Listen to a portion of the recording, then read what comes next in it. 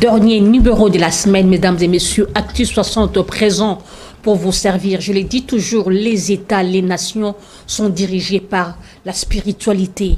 Mesdames et messieurs, nous avons le plaisir de recevoir pour vous un grand cheikh, un prédicateur international, un grand conférencier. Avec lui, nous allons discuter par rapport à l'islam. C'est en la personne de Cheikh Ibrahim Abdillah, prédicateur international, comme je l'ai dit, et puis grand conférencier. Il est ici à Kinshasa. Avec lui, nous allons discuter par rapport à l'islam. Qu'est-ce qu'est l'islam? Pourquoi les gens ont toujours eu une mauvaise approche de l'islam? Quel est l'impact de l'islam? Quel est le rôle de l'islam dans sa nation? Mesdames et messieurs, c'est un Tchèque Kenya. Il va parler en Swahili, mais sera interprété par un autre Tchèque, Amissi. Amissi, il est membre de la communauté islamique aussi. Il est parmi les grands conférenciers aussi. Mesdames et messieurs, bienvenue à cette émission. Assalamu alaikum. Wa alaikum salam, Dada. J'espère que vous allez bien. Oui, nous sommes bien, alhamdulillah, bien portants. Et vous aussi? Karibu. Asante sana. Anasema natumaini uko vizuri. Alhamdulillah, tuko vizuri, tunashukuru Mwenyezi Mungu. Naam. Tuko DRC hapa Kinshasa. Naam. Mashaallah, nimealikwa hapa kwa inaitwa Actu TV hapa Kinshasa. Tunashukuru alhamdulillah na tunasema Mwenyezi Mungu awazidishie kwa kutukaribisha hapa na kutupatia fursa hii ya kuingia live ili tuweze kuongea mambo yetu na tuweze kuwaeleza mambo vile ipo inshallah. Karibu sana. Asante sana. Et voilà, je vais commencer ma première question. J'aimerais un peu savoir, l'émission est bilingue. Je parle en français, il y a un interprète, l'interprète du conférencier. Et voilà, je pose la question, qu'est-ce qu'est l'islam? Kwanza alikuwa anapenda kukuuliza kitu, maana anasema ameukaribisha ili apate kuondoa tofauti wanavyoelewa Uislamu, kama Waislamu wachawi sijui watu wa aina gani. Sasa alipenda kujua kwanza Uislamu wenyewe ni kitu gani? Kwanza tunamshukuru Mwenyezi Mungu na Uislamu, kwanza kumfahamisha, tunakwenda straight on the point. Uislamu kwanza ni dini ya Mwenyezi Mungu. Naam. Na Uislamu ni dini ambayo Mwenyezi Mungu ameichagua mwenyewe. Na Uislamu maana yake ni amani. Uislamu maana yake ni kutii amri ya Mwenyezi Mungu Subhanahu wa Ta'ala. Ukiona mtu anatii amri, basi ujue huyo ni Muislamu. Non. Par rapport à votre question, il a répondu qu'est-ce qu'est l'islam? Il a dit que l'islam c'est la religion d'Allah. C'est Allah qui a recommandé que nous soyons aussi dans la religion musulmane.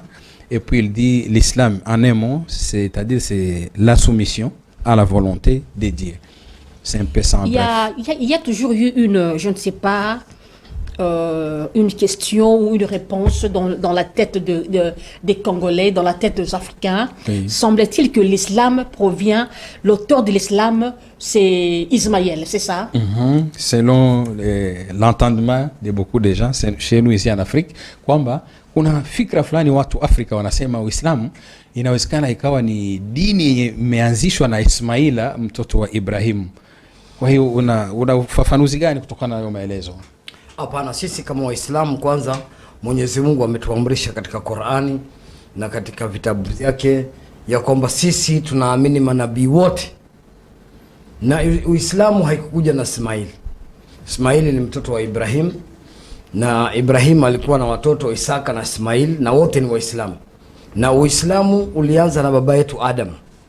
Kwa sababu hii ndio dini ambayo Mwenyezi Mungu anatueleza, ametuchagulia na ametupatia. Islam nimesema maana yake ni kunyenyekea au kusalimu amri ya Mwenyezi Mungu. Selon sa réponse, il a dit que non, l'islam n'a pas commencé par Ismaïl. Ce n'est pas le fondateur de l'islam. L'islam, c'est la religion que Allah, de bon Dieu lui-même, qui nous a recommandé d'être dans l'islam. Il vient d'éclaircir un peu que non, même Ibrahim, Isaac, son fils aussi, et Ismaïl, tous ont été des musulmans aussi, Inch'Allah. Donc, même Adam, Isaac était musulman. Oui, ça, Isaac était musulman. Oui, c'est notre débat. Il est prêt. Anasema Isaac pia alikuwa Muislamu. Isaac alikuwa Muislamu. Kuna dalili zinazoonyesha. Maana Ibrahim baba yake yenyewe ni Il Muislamu. a dit même son papa Ibrahim, il fut musulman aussi, comme Isaac, comme Ismaïl. Qur'ani sura ya 3 aya 67 C'est dans quel verset ça? inasema, Non, Dans la Bible, il, a c'est dans donné quel verset? il a donné les versets coraniques, chapitre 3, verset 68. inasema kwamba Ibrahim hakuwa Myahudi wala Mnasara. Mais Allah a déclaré qu'Ibrahim hakuwa n'était pas ni Myahudi wala juif ni Mkristo. chrétien. Ibrahim n'était pas ni juif ni chrétien. Alikuwa ni Muislamu. Il fut seulement musulman, soumis à la volonté de Dieu. Na yeye akafundisha watoto wake ile dini ya Uislamu. C'est la même religion que Ibrahim aussi a inculqué ses enfants. Il a éduqué aussi ses enfants. Qur'ani La sura religion ya, musulmane. Qur'ani sura ya pili aya 132. Coran chapitre 2 verset 132 aussi. Mwenyezi Mungu anasema, Nzambe alobili susu. anasema ya kwamba mnajikumbuka ya kwamba wakati Yakobo alikuwa anapatikana na mauti, ya kwamba aliwaita watoto wake na akawahusia. Vous vous rappelez lorsque Jacob, il était dans ses derniers jours, hein, il a rassemblé ses fils et a bandi kolobana bana na yeboye. Akawaambia na kuachieni dini ya Mwenyezi Mungu ya Uislamu. Na pesi bino nzela religion ya Nzambe ya Islam bokanga yango. Bo c'est-à-dire boza la soumis na volonté ya Nzambe bosambela Nzambe. Hapo sasa ni mbali. Kuna eza musika. Unajua sisi kama wanadamu, Webi nous comme les humains, Uislamu na Ukristo. l'islam et le christianisme, Uislamu wanasema les musulmans disent que wao wanamwamini na kumwabudu Allah. bazali kondima Nzambe pe kosambela Allah. Na Wakristo Ba wanasema chrétien balobi wanamwabudu na kumwamini Mungu. bandimi pe basambelaka Nzambe. Lakini tofauti inatoka wapi? Mais différence Inatoka hapa kwa huyu mtoto wa Mariamu, ezali koya juste na mwana ya Mariam, Jésus Christ. huyu ambaye anaitwa Jazui. OK. Mais il y a la différence aussi par rapport à ce que vous ne croyez pas Jésus-Christ comme Dieu, le chrétien croit en Christ comme Seigneur et Sauveur. Anasema la kuna grande kitu différence. ambacho kinachanganya kidogo, sababu sisi Waislamu hatuamini kama Yesu ni Mungu na Mwokozi, lakini Wakristo wanasema Yesu ni Mungu na Mwokozi. Sema hilo pia ni ikhtilafu ambayo imekaa. Sisi hatujakataa.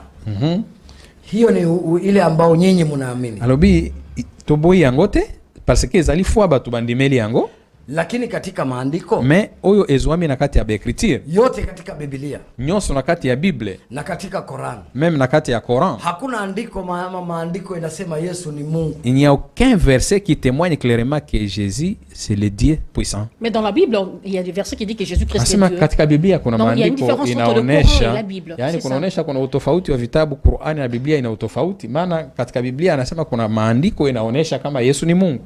Hakuna andiko inasema Yesu ni Mungu katika Il n'y Biblia. a aucun verset dans la Bible qui parle clairement que c'est Jésus qui est le Dieu puissant. Kama mtu yote anaweza saidia, atasaidia. Peut-être il y en a des autres sababu qui ont les Biblia, versets et qui connaissent mieux la Bible par rapport Wakati wa Yesu.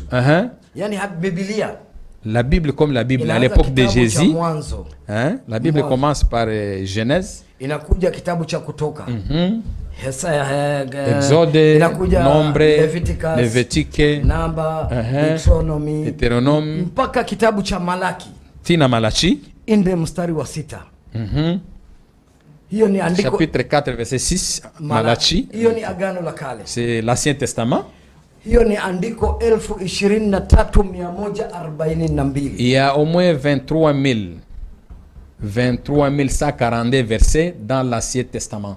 Andiko za agano la kale. Les versets qui se trouvent dans l'Ancien Testament, Ni c'est vitabu 23 thelathini. 142 versets, Ni vitabu au moins 39. 39 livres mentionnés dans la Bible. Unakuja kwa agano jipya. Et avec le Nouveau Testament, Inakuja Mathayo, on commence par Matthieu, Luke, Luc, Mark, Marc, Luke, Matthieu, Luke na John.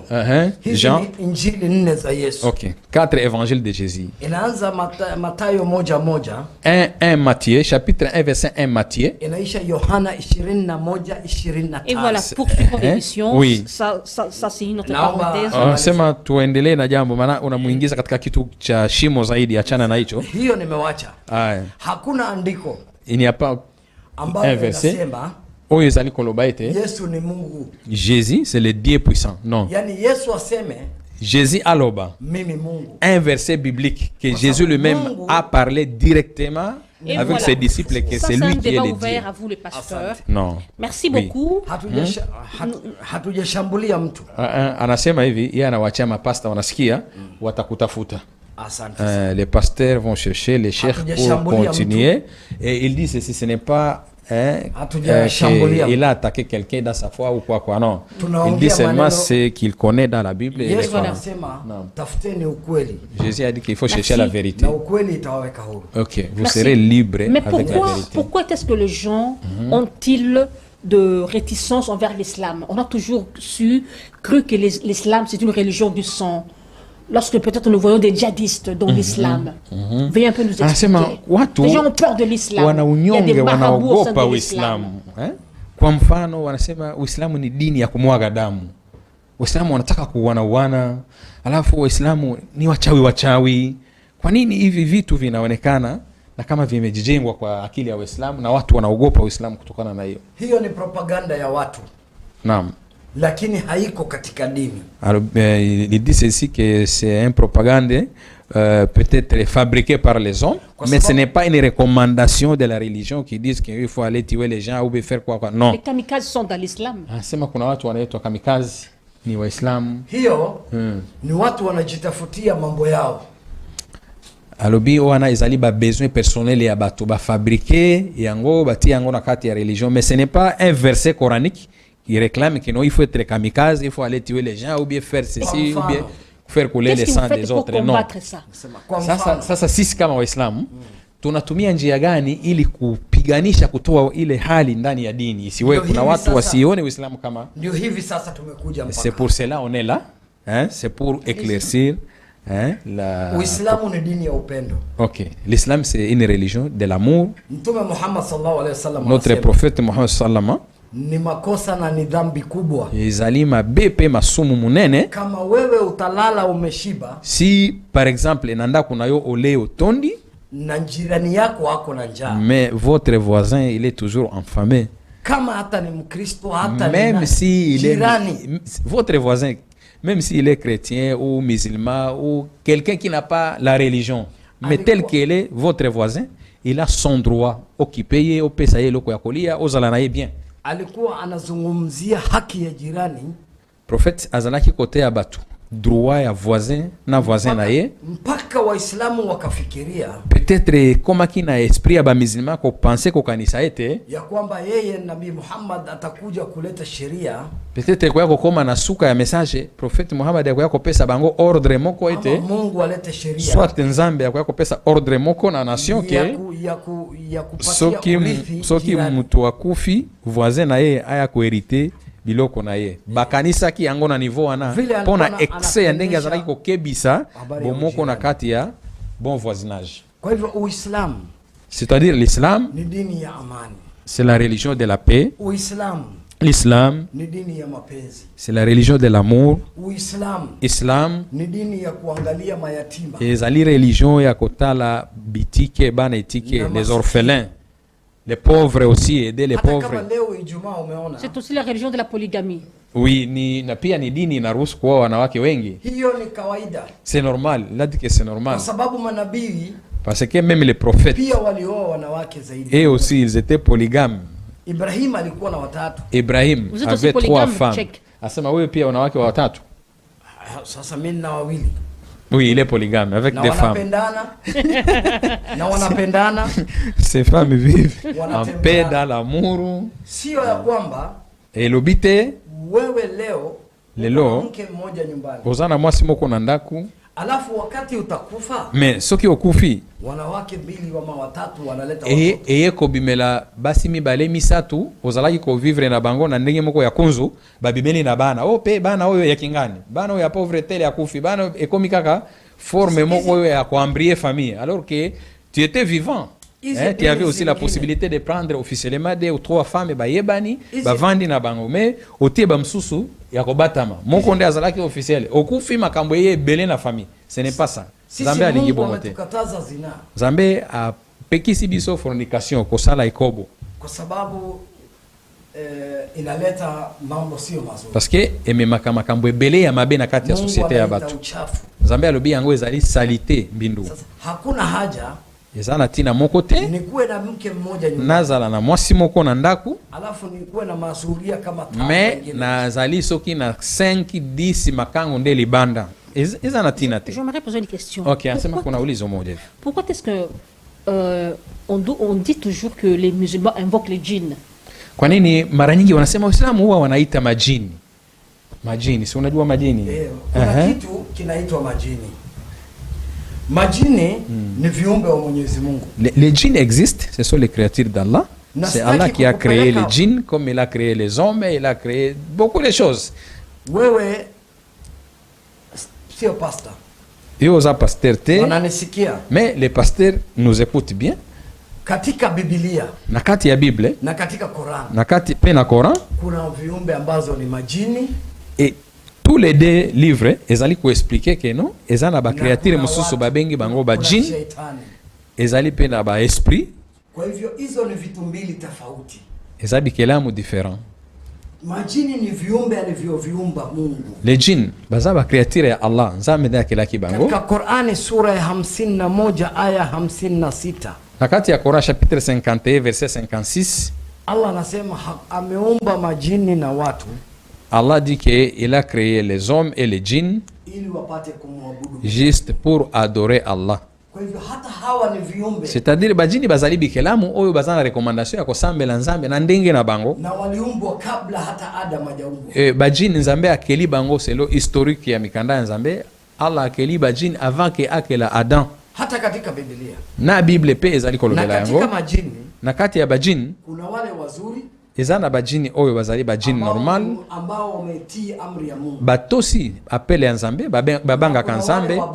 Ezali na bajini mabe baserebele batosa kanzambe te, me bango bazabi kelamu ya nzambe. Sasa sisi tunawaomba sisi majini? Hapana, hatuwaombi. Mais nous on ne prie jamais de djinn. Mais les marabouts se trouvent dans l'islam, non? Nasema kuna wa marabu ni watu fulani kama wa maganga wanasema nao pia ni waislamu. Kwanza hiyo uganga haikubaliki katika Uislamu. Être ni fétichere ni qui que soit dans l'islam batwana bandimami na kati ya Islam te. Nini kinakuonesha Uislamu ni dini ya haki? Nini ezaliko la kisake l'islam c'est la religion de la vérité. Utakuta mtu ameandika jina.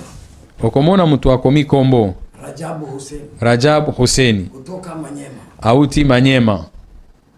Anatibu magonjwa ya kupotea mtu sijui nini.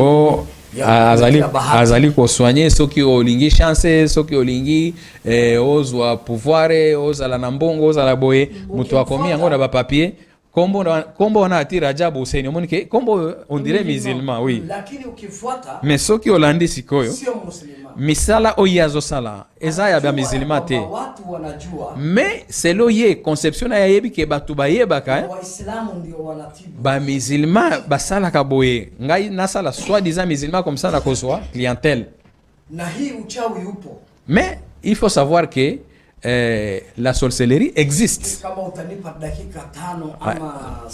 Peut-être à 5 à 7 minutes ameka ko expliquer mke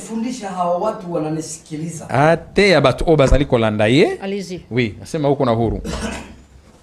Kwanza majini ya liboso bajini ni viumbe waliumbwa na Mwenyezi Mungu. Bazabi kelamu nzambe akela kibango.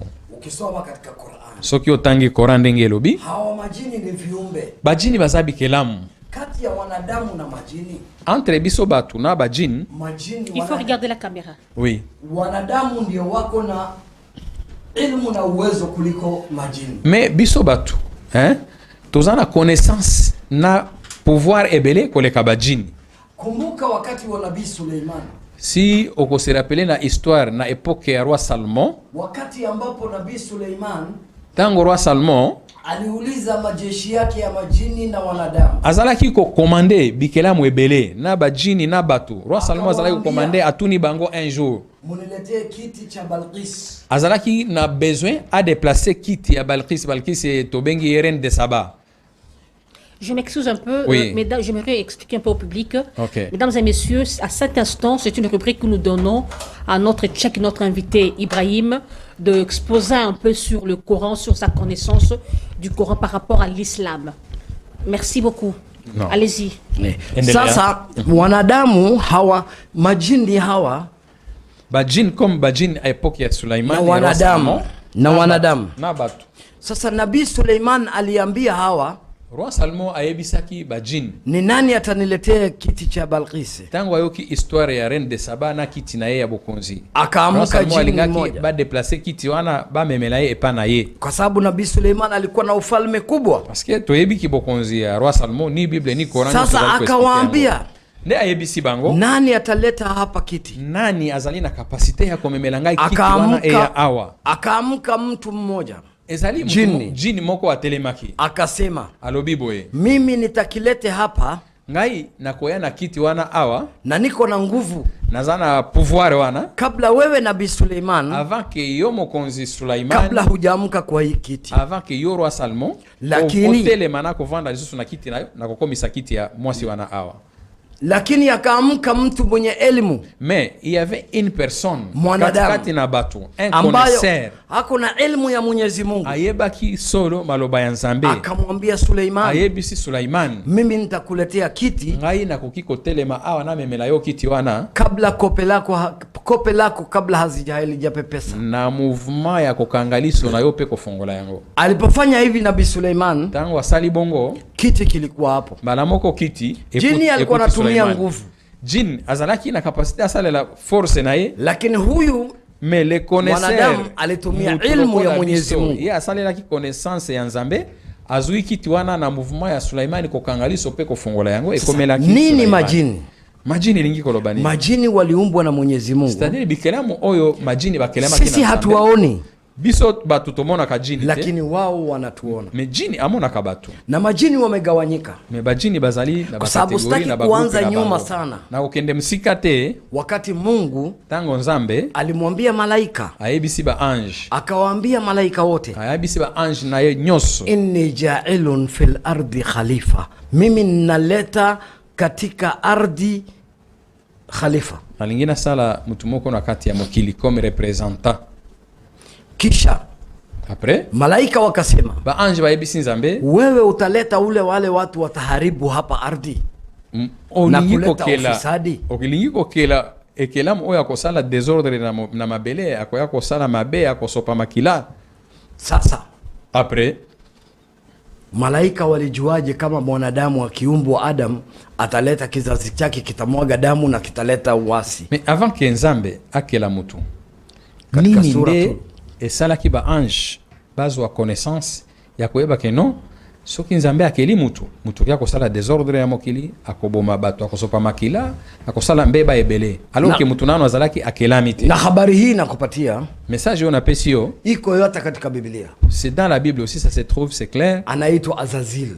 Babengi Azazil. Hapo ukisoma kitabu cha Walawi. Soki otangi mkanda ya Levitique. Lakini wacha niendelee ni kujibu uweze kuelewa. Mais na meka ko sosola mke o comprendre. Sasa hao majini. Bajini oyo wanagawanyika. Bazali divisé. Kuna majini wazuri, ezana oya bien, na majini mabaya. Na oya mabe. Na wakati ambapo Adam aliumbwa, tangu Nzambe akeli mutu nde Adam, Mungu aliambia malaika wawatoe majini wote katika ardhi. Nzambe ayibisaki ba ange balongola ba jini nyoso awa na moko. Wengine wakakwenda, sasa kuna majini wa bahari, wengine wakakimbia bahari. Bajini bakwea kina panic, bamsusu bakini na kati ya ba ocean na kati ya mai. Wengine wakakwenda mlimani, bamsusu bakima likolo ya bangomba. Wengine wakakwenda msituni, bamsusu na kati ya bazamba. Wengine wanaishi na sisi hapa. Bamsusu bavandika kana mokili lokola batu. Ni mambo yao yote ni kama mambo ya wanadamu. Alors jini misala na ye lokola kaka mutu. Wanazaana. Babotaka wako na makabila kama vile sisi. Bazana ba tribi comme biso batu. Kabila yao ni 660. Au moins 660 tribi ya bajini. Kuna majini wa kupaa. Bamsusu batambola kaka na mipepe likolo. Na sisi hatuwaabudu.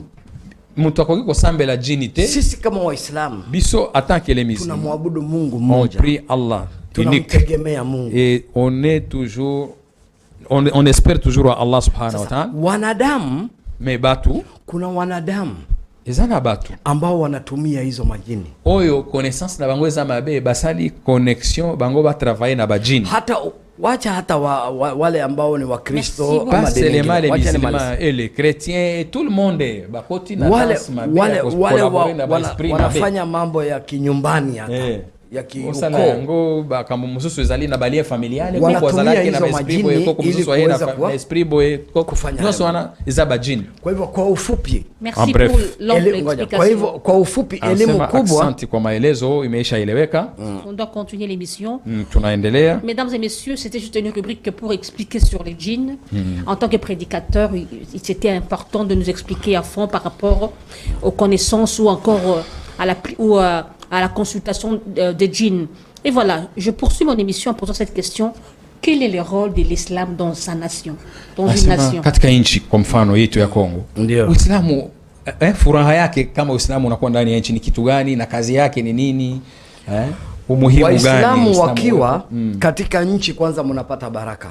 Le rôle de l'islam dans un pays, d'abord le pays là sera dans la bénédiction d'Allah subhanahu wa ta'ala. Kwa sababu kila wakati Waislamu wanaombea nchi. Parce que à tout le temps les musulmans prient aussi pour les pays. Kama leo tumeombea par exemple aujourd'hui le vendredi on était dans toute mosquée on prie. L'Afrique souffre, les pays d'Afrique souffrent malgré de nombreux musulmans. Afrika inateseka, mateso inaendelea kuwa Afrika na Waislamu ni wengi. Il y a des coups d'État en Afrique. Kuna mambo ile ya mapinduzi ya nguvu kiserikali, vitu vya ajabu ajabu. Sio Uislamu peke yake. Yale mambo yalitokea Rwanda. Ilikuwa si Waislamu. Ndio. Sasa anasema Afrika nzima Waislamu wapo, lakini watu wanateseka. Lazima unajua kweli kweli mapinduzi wanaomba lakini kila mmoja inategemea na roho yake.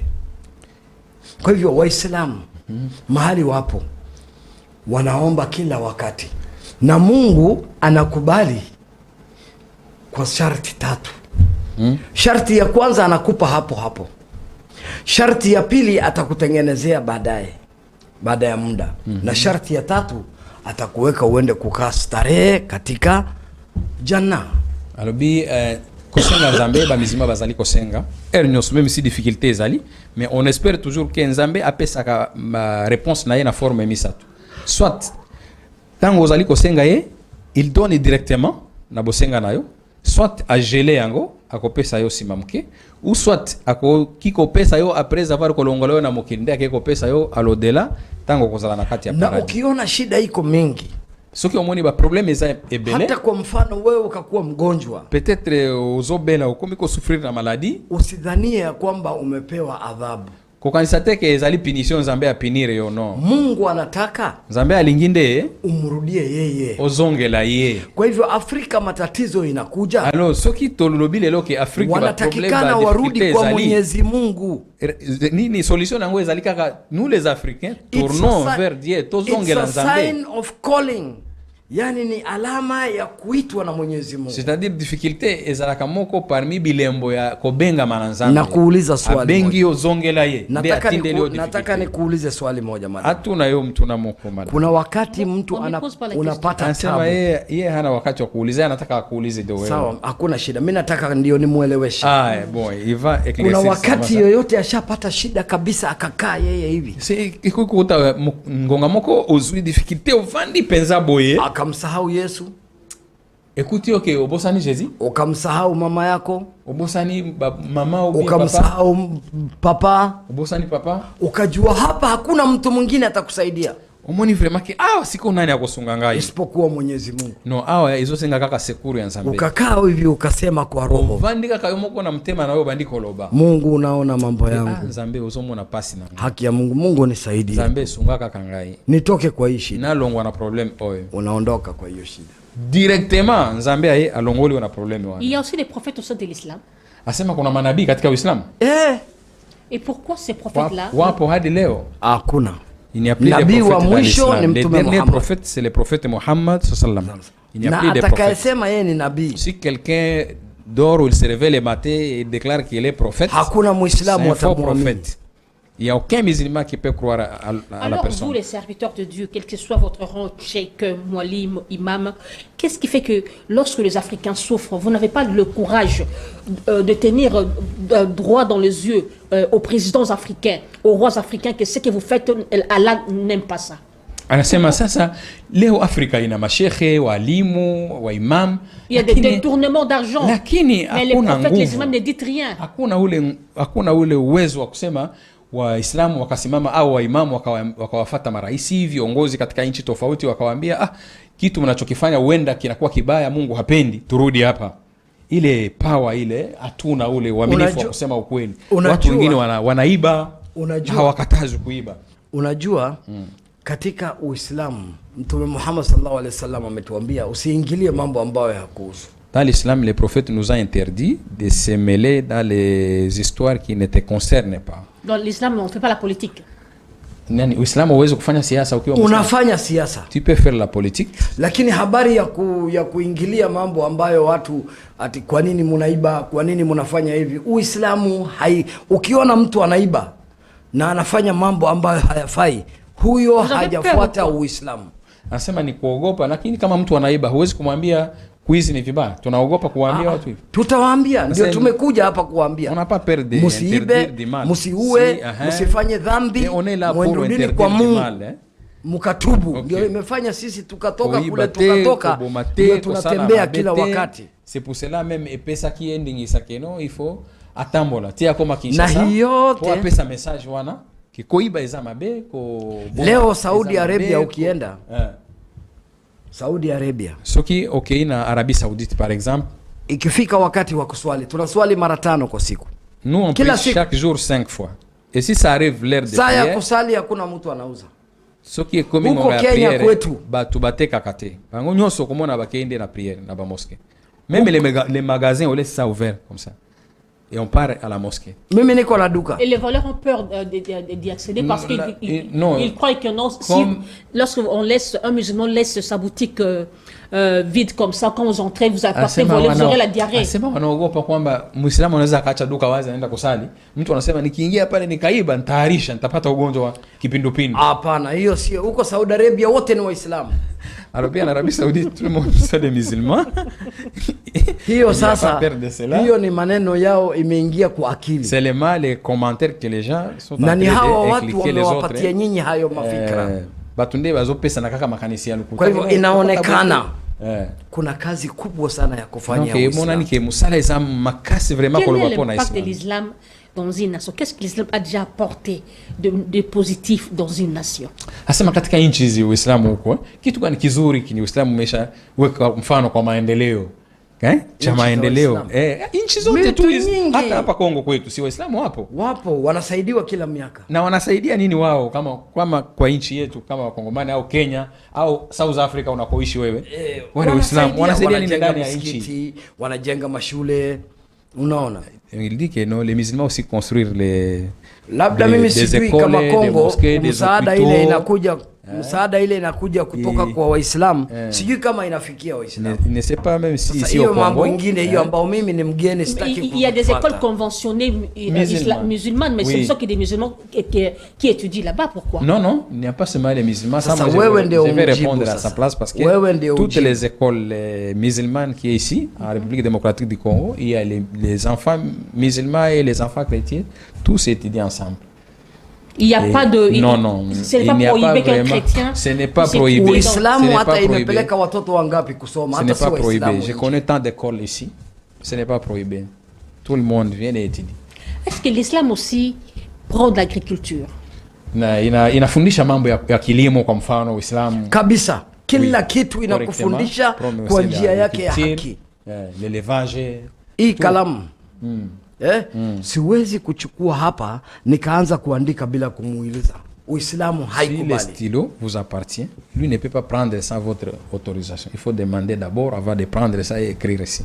C'est ça l'islam. Nikitaka kuandika namuuliza tafadhali naomba. Il faut savoir les droits de l'autre. Hii ndio Uislamu. Kwa sababu lakini watu hawafuati. Mais problème ezali ke batu bazali ko Uislamu inafundisha bazali koyeba Islam te. Mfano, par exemple, Uislamu inafundisha kuchukua thamana na kuchunga mke wako kwa mavazi na chakula na kila kitu. Islam itangisi batu ndenge ya kovanda na mwasi na yo, ndenge ya kokipe vi na ye, ndenge ya kosunga ye, ndenge ya kolatisa ye, koleisa ye. Uislamu itangisi bibi haumuoi aende akafanya kazi. C'est le principe de l'islam. Elobite bala mwasi akende kosalela yo musala no. Ile kuosha nguo, kusokola bilamba, kupika, kolamba, hata kunyonyesha mtoto, hata kupesa mwana mabel, anakufanyia wewe heshima. Mwasi asali yango kaka pona bolamu vis-à-vis na mobali na ye. Mais c'est yeye mke asala yango. Yeye mke ni mambo yake ni moja tu. Moi si msala na yeza lika kamoko. Ni kuzaa tu. Mais nous attendons toujours que, la femme n'a pas le droit au sein de l'islam. Anasema mara nyingi wao wanaambiwa kwamba mwanamke hana sauti kabisa katika Uislamu. Mwanamke ana sauti, na katika Qur'ani kuna sura nzima ya wanawake. Dans le Coran, il y a un chapitre qu'on appelle Surat An-Nisa, c'est les femmes. Et puis la femme dans l'islam a sa place et son droit aussi. Wanawake wako na sehemu kubwa katika Uislamu. Moi si nakati Islam azana place ya bien makasi. Elle prêche aussi. Mwanamke anaweza akahubiri pia katika Uislamu? Hapana, hata katika Biblia haikubaliwi. Hata kama atakuwa kwa wanawake wenzake kwa mfano. Sawa. Elle peut prêcher peut-être si elle est devant ses baninga na ebasi, hein? Oui, elle peut prêcher. Et voilà, parlons un peu maintenant de la conférence qui aura lieu. Ça aura lieu quel jour? Anataka kujua kidogo juu ya mkutano wenye umeandaliwa. Utakuwa ni siku gani na ni sehemu gani pia? Nafikiri wewe ndio utazungumza mambo, utawaeleza. Maana mimi sipajui hiyo mahali na jina lake sipajui. Les conférences peut-être c'est prévu pour le jeudi, vendredi et samedi de la semaine prochaine. Inch'Allah, ça sera juste à Salemongita. C'est sur le croisement Kabambare Kasavubu, en face de la maison communale de Kinshasa. Et par rapport à la conférence, il va parler pendant quelques minutes. Vous aussi, vous allez intervenir. Ok. Et je vais maintenant commencer avec vous. Ok. Par rapport à la conférence. Il va intervenir après. Oui. La conférence, c'est pour 2 jours. C'est pour 3 jours. C'est prévu pour 3 jours, Inch'Allah. Pour 3 jours. Quel est l'impact de cette conférence? L'impact de cette conférence, d'abord, c'est pour éclairer les musulmans, qu'ils puissent comprendre clairement la religion musulmane, et aussi nos frères chrétiens et chrétiennes qui n'ont pas encore eu la chance d'écouter un message directement aux connaisseurs musulmans, qu'ils viennent aussi découvrir l'islam. C'est ça l'impact. Et aussi vivre ensemble, et les musulmans et les chrétiens, dans la paix. Hein? Et vivre dans la paix aussi, Inch'Allah. Ça sera l'impact. Qur'ani inasema kuhusu hiyo mkutano. Qur'ani inasema. Naam. Katika Qur'ani 3:64. Okay. Mungu anasema ya ahlul kitab, enyi wa Kristo na Wayahudi, kujeni katika neno lilokuwa sawa baina yetu na nyinyi, tuzungumze habari ya Mungu. Si on le fait, c'est parce que Dieu nous a recommandé dans le Saint-Coran. Il a dit, oh vous les chrétiens et les juifs, venez et restons ensemble et discutons un peu à ce qui concerne Dieu, et prions-nous tous un seul Dieu. Quel est le thème principal? Le thème principal, c'est l'islam. Kwamba mada yetu ni gani? C'est l'islam, la religion de tout le monde. L'islam, la religion de tout le monde. Oui. Qu'est-ce qui vous a plus motivé? Qu'est-ce qui a plus motivé à organiser cette conférence? C'est quoi l'objectif principal? Kinatupatia hamu tutengeneze kikao kama hicho. Nini kabisa? Ndio hii sasa tunataka watu wajue kwamba Uislamu ni dini ya watu wote, na Mtume Muhammad sallallahu alaihi wasallam ni mtume kwa watu wote. Nous voulons à ce que tout le monde puisse comprendre que l'islam c'est pour tout le monde, et le prophète Muhammad sallam il est envoyé de Dieu par l'humanité tout entière. C'est le prophète de tout le monde. Ndio Biblia inasema katika Isaya 1:18. Njooni tusemezane katika neno la Mungu. Hata kama dhambi yenu ni nyekundu, itakuwa nyeupe kama theluji. Même le verset biblique dans Ésaïe 1:18, Dieu a dit que non, venez et plaidons ensemble. Même si masumu na biso ekoza déjà ekomi rouge, mais tant to vanda ko solo makambi ya Nzambe to changer tokozonga pembe lokola coton. Na Biblia pia inasema Biblia pia inasema pasina mashauri ya kushauriana pamoja habari ya Mungu, taifa litaangamia. Soki batu bakozanga kovanda place moko kosolola makambo ya Nzambe, c'est-à-dire nation pe ekokuya na kati ya problème. Kwa hivyo en fait, vous êtes un prédicateur international qui vous a invité dans cette conférence. Sema wewe ni mhubiri wa kimataifa. Ulifikiaje kuja katika mkutano kama huu? Nimefika hapa, nimealikwa, nimeitwa na vikundi za wahubiri wako hapa na mashehe. Naam. Alhamdulillah, kwa hivyo mambo yetu iko sawa. La communauté sache bien que dans tel pays il y a telle personne, tel pays il y a telle personne. OK, c'est pour cela on a umeona kwenye karatasi il est ensemble avec d'autres prédicateurs internationaux qui habitent précisément ici à Kinshasa, le docteur Cheikh Abdelmajid. C'est qui? Cheikh Abdelmajid, c'est un prédicateur international. Il habite à Kinshasa précisément. Il est ensemble avec Cheikh Ibrahim et notre frère Mohamed Kassongo, lui aussi habite à Kinshasa, Inch'Allah. Ils sont ensemble avec eux. Une autre question est de savoir quelles sont les cibles de cette conférence. Qui vous ciblez par rapport à cette conférence? Kwamba tunacholenga, kuna vitu tunavyovilenga katika hicho kikao na kwa madhumuni gani? Kwa mfano ni watu wajue habari ya Uislamu. C'est juste faire connaître les gens ya kwamba Uislamu ni dini ya amani, et les musulmans et les non musulmans. Parce que ce que vous venez de dire ici, même il y a les musulmans qui pensent que non, il y a des féticheurs qui existent dans l'islam. C'est autorisé par peut-être le Coran ou les prophètes ou Allah. Maintenant, il faut enlever tout ça. Il y a aussi les chrétiens qui pensent mal vis-à-vis des musulmans. S'ils voient un musulman, ils trouvent que c'est peut-être c'est un magicien ou c'est un sorcier ou c'est qui. Non, il faut parler sur ça aussi et effacer ça, Inch'Allah. Non. En fait, par rapport à cette conférence, vous allez intervenir sur quel sujet? Sasa mada gani tulizungumzia sana katika hiyo mkutano wetu? Uislamu ni dini ya watu wote. Naam. Na Mungu alileta Nabii Muhammad sallallahu alaihi wasallam kuwa ni mtume kwa watu wote. Na jambo la pili, Uislamu ni dini ya amani. Na dini ya upendo. Na watu wote wajue Uislamu ni nini. Na Waislamu wenyewe wanasema nini kuhusu Yesu? Yesu pia ni nabii, tunamkubali sisi. Na hakuna Muislamu atakuwa Muislamu mpaka aamini Nabii Yesu, aamini Musa, aamini manabii wote. Donc on va parler sur l'islam. Aussi on va parler un peu qu'est-ce que dit l'islam pour la personnalité de Jésus-Christ. L'islam dit que Jésus c'est un envoyé de Dieu. Comment il est envoyé, comment, par quelle preuve? Maintenant on va montrer tout ça clairement, Inch'Allah. Et puis l'islam nous recommande à croire à tous les prophètes de Dieu. Si on dit tout, y compris Jésus, Moïse, Abraham et Mohammed. Ok. Et d'autres prophètes aussi. Et d'autres prophètes. Et cette conférence, ça c'est la 40e conférence que vous organisez. Depuis qu'on est ici, lui c'est la première fois qu'il arrive à Kinshasa. Mais nous ici on organise souvent des conférences. On organise surtout mon frère Mohamed Kassongo et le docteur Abdelmajid. Ils sont ici chaque jour. Et de temps en temps, il fait ça. Quelle est la touche particulière de Cheikh Ibrahim sur la conférence? Sur cette conférence. Unajua ni kama wachezaji kwenye mchezo. Sasa wewe kama wewe, kitu gani usika nacho sana katika mkutano? Mimi ni kuhubiri. Kwanza kunikuhusia Waislamu wenyewe wajue dini yao vizuri. Jambo la pili, tumekuja pia kuwasaidia ili waweze kufahamu mambo vile ipo. Kwa sababu unajua binadamu wengi kama saa ile mambo ya majini yalikuwa nazungumza, na mambo ya uchawi, na binadamu pia wana matatizo mengi.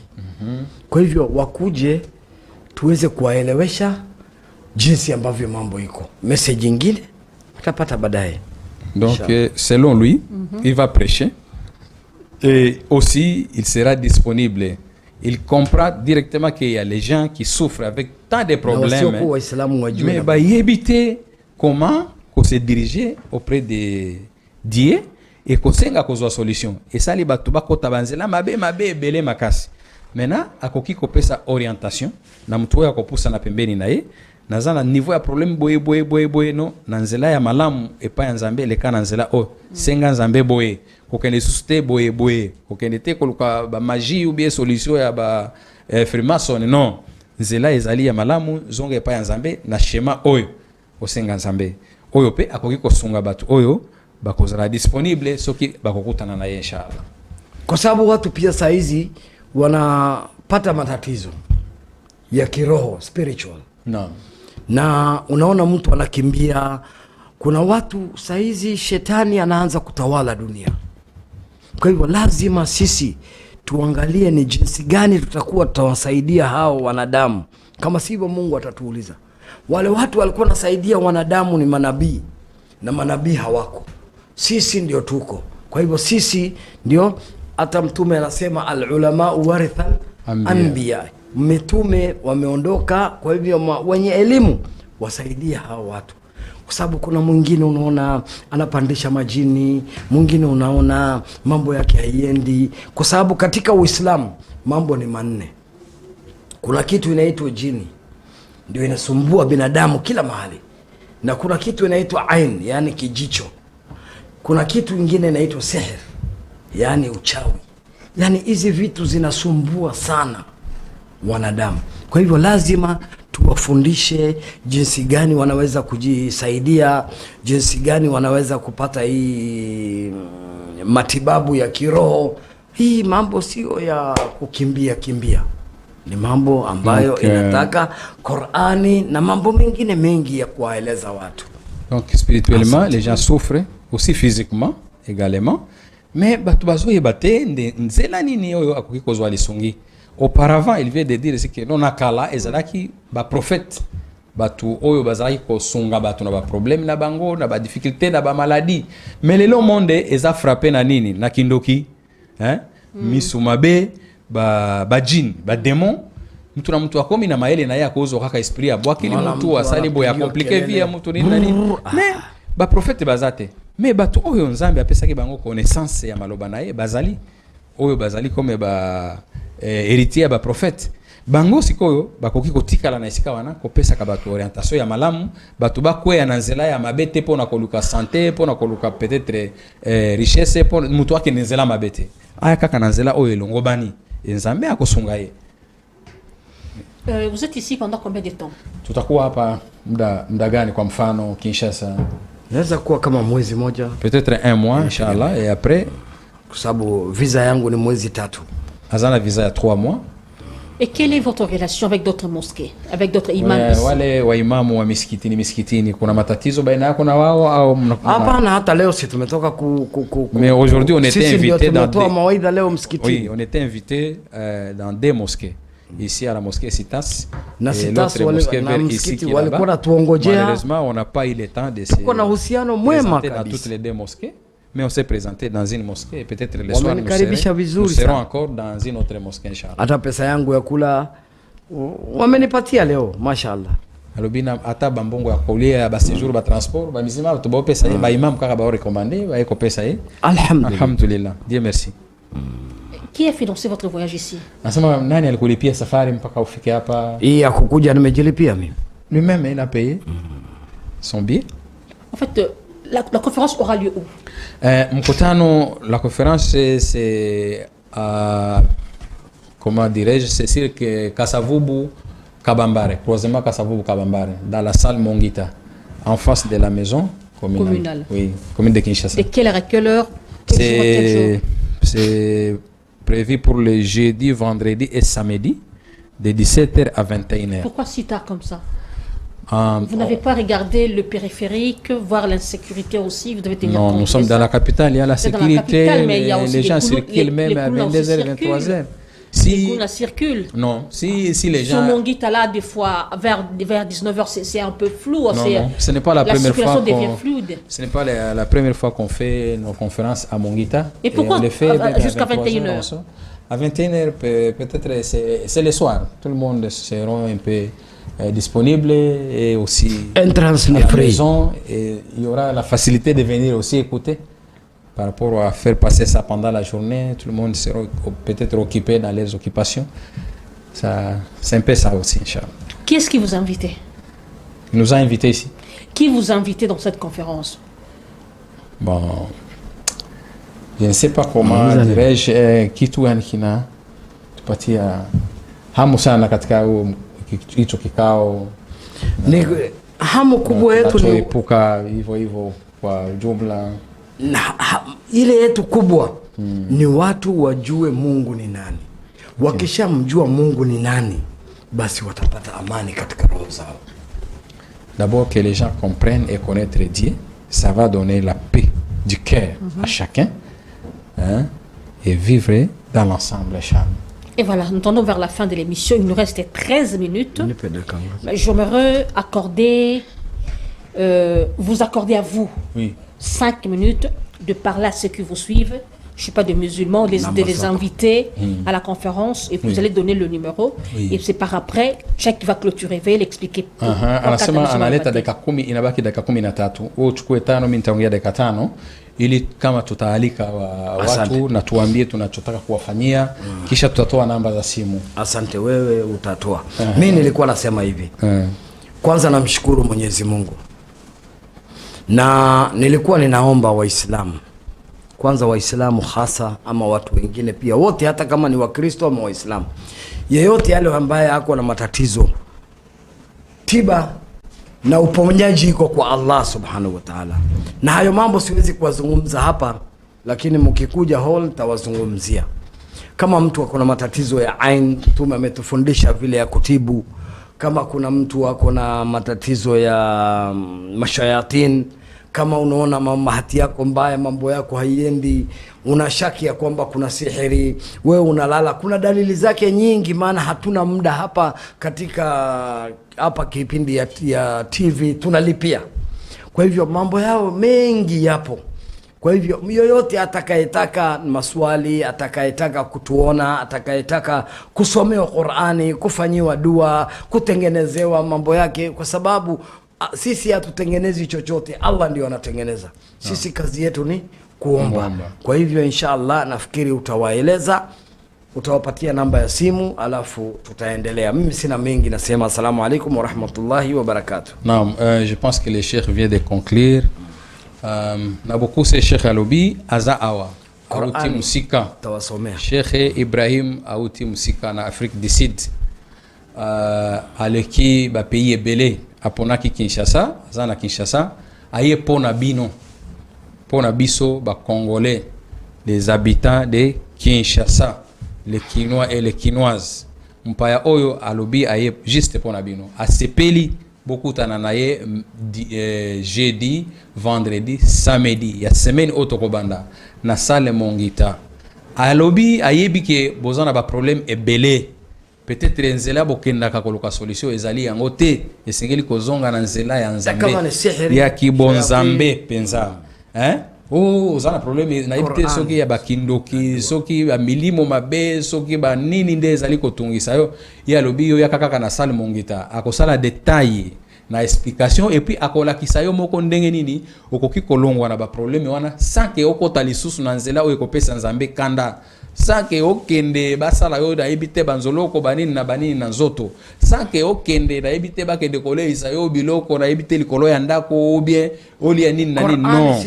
Ezali prière oyo akofutisa yo eloko mokote yo yakaka na salle Mongita okutana na Cheikh akopesa matea et puis ako expliquer l'essentiel na kati ya makambo oyo ezali kotala vie na batu awa na mokili. Peut-être okozana na besoin ya numéro ya téléphone, okoki ko contacter Cheikh à partir ya numéro oyo 081 19 71 644 Bandela. Na bandeli lisusu numéro oyo okoki ko contacter directement 081 19 71 644. Na silisi na bolobaka ite soki okobenga numéro oyo 081 19 71 644 ezali numéro na biso direct et okoyeba programme na biso ndenge ezali ko évoluer, mais rendez-vous na biso jeudi 5 minutes de clôturer, de faire appel aux gens pour la conférence. Pour clôturer programme na biso na kobenga et les musulmans et les chrétiens.